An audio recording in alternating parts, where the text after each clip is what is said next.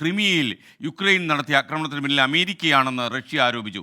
American അംബാസഡറെ വിളിച്ചു വരുത്തി തിരിച്ചടിക്കുമെന്ന് Russia മുന്നറിയിപ്പ് കൊടുത്തിട്ടുണ്ട്. അതേസമയം റഷ്യൻ ആക്രമണത്തെ പ്രതിരോധിക്കാനാണ് യുക്രൈന് തങ്ങൾ ആയുധം നൽകിയത് എന്നാണ് അമേരിക്കയുടെ നിലപാട്. മധു കൊട്ടാരക്കര ചേരുന്നു ന്യൂജേഴ്സിയിൽ നിന്നും വിവരങ്ങളുമായി. ഗുഡ് മോർണിംഗ് മധു കൊട്ടാരക്കര, വിശദാംശങ്ങൾ പറയൂ. Good morning S K N. ക്രിമിയയിൽ കഴിഞ്ഞ ദിവസം യുക്രൈൻ നടത്തിയ ആക്രമണത്തിൽ 4 പേർ കൊല്ലപ്പെട്ടതും 150-ൽ പരം പേർക്ക് പരിക്കേറ്റതും റഷ്യ വളരെ സീരിയസ് ആയിട്ടാണ് എടുത്തിരിക്കുന്നത്. അമേരിക്കൻ നിർമ്മിത ATACMS മിസൈലുകൾ ഉപയോഗിച്ചതാണ് റഷ്യ ഇത്രയധികം പ്രകോപിപ്പിച്ചത്. ഇതുമായി ബന്ധപ്പെട്ട് US അംബാസഡർ ലിൻ ട്രേസിയെ മോസ്കോ വിളിച്ചു വരുത്തി ഒരു തിരിച്ചടി പ്രതീക്ഷിച്ചോളാനാണ് ഔദ്യോഗികമായിട്ട് തന്നെ പറഞ്ഞിരിക്കുന്നത്.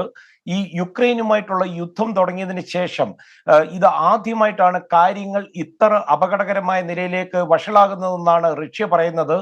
അമേരിക്ക യുക്രൈന് ആയുധങ്ങൾ നൽകുന്നു, US സൈന്യം ലക്ഷ്യം കാണിച്ചു കൊടുക്കുന്നു, ആവശ്യത്തിനുള്ള വിവരങ്ങൾ ചോർത്തിയും നൽകുന്നു. ഇതാണ് റഷ്യ ഉയർത്തുന്ന പ്രധാന ആരോപണങ്ങൾ. അതേസമയം റഷ്യൻ പൗരന്മാർ കൊല്ലപ്പെട്ടതിൽ ഖേദിക്കുന്നതായി റഷ്യൻ വിദേശകാര്യ മന്ത്രാലയവുമായിട്ടുള്ള കൂടിക്കാഴ്ചയിൽ അംബാസഡർ ലിൻ ട്രേസി പറഞ്ഞു. ഇതിനോട് കൂട്ടിച്ചേർത്ത് വാഷിംഗ്ടണിൽ നിന്നുള്ള പ്രതികരണവും എത്തിയിട്ടുണ്ട്. സ്വന്തം രാജ്യം സംരക്ഷിക്കുവാനാണ് യുക്രൈന് അമേരിക്ക ആയുധങ്ങൾ നൽകിയതെന്നാണ് സ്റ്റേറ്റ് ഡിപ്പാർട്ട്മെന്റിന്റെ സ്പോക്ക് പേഴ്സൺ മാത്യു മില്ലർ പറയുന്നത്.